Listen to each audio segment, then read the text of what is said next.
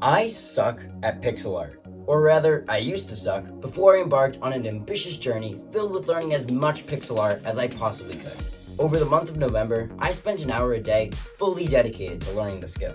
How much better does an hour a day of pixel art make you? Keep watching to find out. Oh, and if you're in the same boat as I, meaning you're a total noob, this video is going to be even more valuable to you because you get to see the exact path I took in case you get stuck. So make sure you stick around. Day 1 started with an idea. I wanted to start and end the challenge by drawing the same 3 things: a car, a woman, and a house. I was also only going to give myself 5 minutes to do this because I know I would waste the entirety of the first day by just trying to perfect these 3 things. So the first bit of actual pixel art done for this challenge were those 3 things, and here they are. As you can clearly see, they're not the greatest, but the good part about that is that you can only get better. For the rest of day 1, I did some research on a pixel art software that I had heard about a while ago. It's called Aseperite, and it's only $20, and I thought it was a good investment, so I bought it. And that was probably the best decision I made for this entire thing. Aseperite just makes things a lot easier, and I think it's basically a necessity if you're really serious about learning pixel art. So for day 2, I spent the whole day just watching videos on Aseperite. In hindsight, I wish I actually made some pixel art, but it doesn't really matter. On days 3 and 4, I followed along with this tutorial on making different kinds of foods, because I was really hungry and I didn't feel like walking all the way downstairs just to get something to eat. I think they turned out really good too, but they kind of just taste like computer screen. In case you did a bad job and you can't tell what any of these things are, there's a piece of meat, a jalapeno pepper, an apple, and an egg. I love the result, but I didn't really like the process. I found myself just copying down pixel by pixel what the guy in the video was doing and not actually making something myself. And that's definitely something you should look out for if you're trying to learn pixel art too. On day 5, I wasn't in a position where I could actually be at my computer, so I spent the hour watching the best tips and tricks for pixel art videos on YouTube. The biggest and most memorable tips that I found were: 1. Start small, meaning a small canvas size. 2. Avoid doubles and jaggies. 3. Don't use too many colors. 4. Define a specific light source. 5. Focus on all parts of the piece equally. 6. Don't oversaturate your colors. 7. Don't switch softwares. And 8. Practice. And towards the end of day 5, I also found out about 2 courses by Game Dev TV, all on pixel art. And I've had positive experiences with Game Dev TV in the past when learning Blender, so I bought them both for $20. This video is not sponsored by Game Dev TV at all, but Rick, if you're watching, you want to give me some money, I've got plenty more nice things to say about your company. Okay, where was I? Oh yeah. So, pixel art is one of those things where you can learn entirely through just watching videos on YouTube. And practice. Don't forget about practice. But the problem with that is that there are so many different types of videos and topics for you to learn that you can get really overwhelmed as a beginner. And I kind of felt like that was happening to me, so that's the main reason I bought the courses. Sure, I could have learned things without them, but having the structure from the courses is going to make learning a lot more efficient. On days 6 through 13, I worked on the first course all about pixel art fundamentals. I first learned about line work, and then making circles, and then curves. After that, I made some circles, and then eventually spheres. And the spheres are very important because they teach you about lighting. After that, the course focused on a technique known as dithering. And dithering is used to blend 2 colors together. The only bad part about this is that it makes the image look a little bit noisy. So after that, I used my new dithering skills to make this little chest sprite, and then I also added a little shadow underneath it. Next up was outlines. The first thing they talked about in the outlining lectures was doubles and how they can be used to show emphasis or make something seem sharp. I then created this little sword sprite and outlined it in a bunch of different ways. First, there's no outline, then the black outline, then the colored outline, then the doubled outline, and then the white outline. After going over the outlinings, the course then shifted back to talk about highlighting and shading. And more specifically, how you can pick your highlighting and shading colors. You go about this by shifting the color's hue, or basically the color of the color, towards yellow if you want to highlight, and towards blue if you want to shadow. I then made a little character 2 different ways. One, using the hue shifted colors, and the second, without using the hue shifted colors. And as you can see, the hue shifted colors make the sprite pop a lot more. The course then went into basic animations and rotating objects. After that, I learned about different camera angles and how they can be used in pixel art. And that concluded the first section of the course. Only 4 days had passed, but learning these fundamentals made me feel a lot better at pixel art. And I was actually starting to like it too. The next section is all about designing items. I started off making some items in an 8x8 canvas, and I think they turned out looking really nice too. Next up was making items in a 16x16 size canvas, and the items that I made was rocks, wood, and weapons. And let me just say, man, do these rocks rock. This one is definitely my favorite one, and you'd have to be stoned out of your mind to disagree with me, because this rock just has so much sentimental value to me. Luckily, the process didn't start out rocky at all, and I'm really happy, because pixel art rocks is not a skill that should be taken for granted. The wood also looks really good. Would you agree? And I wanted to make tree wood sprites, but I only had time to make 2. And lastly, the weapon sprites were, well, I can't think of any weapon puns right now, but they looked really good too. After making these sprites, I transitioned to the UI section of the course. I started by making some small 8x8 sized icons, and these were okay. The leaf just looks horrible in my opinion, and yeah, that's supposed to be a leaf. Next up was fonts, which I think turned out a lot better, and then after that were buttons. Then I made a little health bar, and then combined everything that I learned to make this little heads-up display. On day 13, I wasn't really feeling it, so I just watched the rest of the videos for the course. It was the last section on just making a scene using all the skills you learned from the course, and because I wasn't necessarily learning anything new, I felt fine just watching the videos. Now this first course is really good if you're a complete beginner, and I would definitely recommend it. I feel like I've learned a lot and genuinely gained so much confidence with pixel art. Again, you can learn everything in this course on YouTube, but it's very convenient to have everything in that one place. On day 14, I jumped straight into the next course, which is focused around making characters, and I would be working on this up until day 20.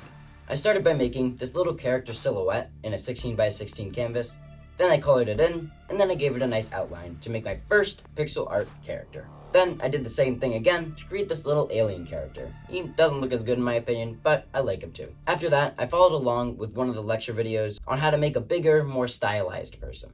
Next up, I made a little wizard character, and I'm really happy with the way this guy turned out. After that, I spent a little bit making this little platformer character, which I would be animating in the next section of the course. But before that, I used the platformer character as a base and created this archer character, which I really like. And for the last part of the designing characters part of the course, I made a portrait of an alien monster. And another thing I did with the alien portrait was that I intentionally used a fancy triadic color scheme. So if you were wondering why you just couldn't stop appreciating the masterpiece of that artwork, that would be why. So the next section of the course is all about animation. The first animation that I made was an idle animation, and it turned out okay. It's a bit extreme, because when I stand, I don't really go like this, but it's okay. The next animation I think turned out a lot better, and it was a simple run cycle. After that, I made another good animation for jumping. The next 2 animations that I made was a punching animation and a hit animation. And these 2 topics were nice because it taught me about particle effects in pixel art. So the last and final section of the course is all about creating monsters. I started by making 2 slimes, which I think look really nice. And then I made a bat, which is okay. Then I made this thing, which is supposed to be a hawk. So after I spent a couple minutes purging everything to do with that hawk from my brain, I went on to make a demon, and then a goblin, and then a mimic. Next, I took some of the monsters that I previously made and I animated them. The slime animation just looks really good, and I just absolutely love the way that thing came out. The bat animation makes the whole thing just look better, which I like too. The demon and goblin animations look a bit wacky, but I really like the way the mimic animation looks. And once that was done, I had finished the courses. I really like these 2 courses, and I would strongly recommend them if you're really serious about learning pixel art. If you're not so sure, I'd still recommend the first one, just so you get comfortable with learning the fundamentals. Overall, I'm feeling a lot more confident with my pixel art skills, and I'm ready to go back on my own for the last 10 days of this challenge. On day 21, I decided that I was going to start learning how to make tile sets. I think this one turned out alright, but it's not fantastic. Next, I wanted to try making some backgrounds. So on day 22, I made this sci-fi warehouse looking thing that kind of went along with the tile set I made from day 21. I also wanted to try out making a parallax background. So on days 23 and 24, I made this. Now, most people would say I'm a pretty humble guy, and obviously I'm humble. I'm like the most humble person I know. So what I'm about to say next is gonna be a little out of character, but this background deserves to be sold as an NFT for trillions of dollars. It just looks so good, like really good. If I was gonna nitpick for the sake of nitpicking, I would say that the clouds look a little goofy and that the trees are also kind of shaded weirdly, but I still really love this sprite. And as I was making this background, I realized just how fun making pixel art actually was. When I started this challenge, I didn't really like pixel art at all because I was bad at it, but once you get the hang of it, it becomes really fun and kind of therapeutic.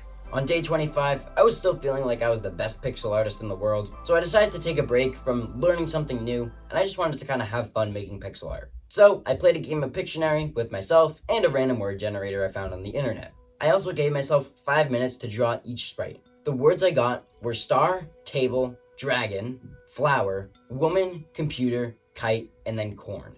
I think they all turned out really good, with the exception of the dragon because I ran out of time before I finished it.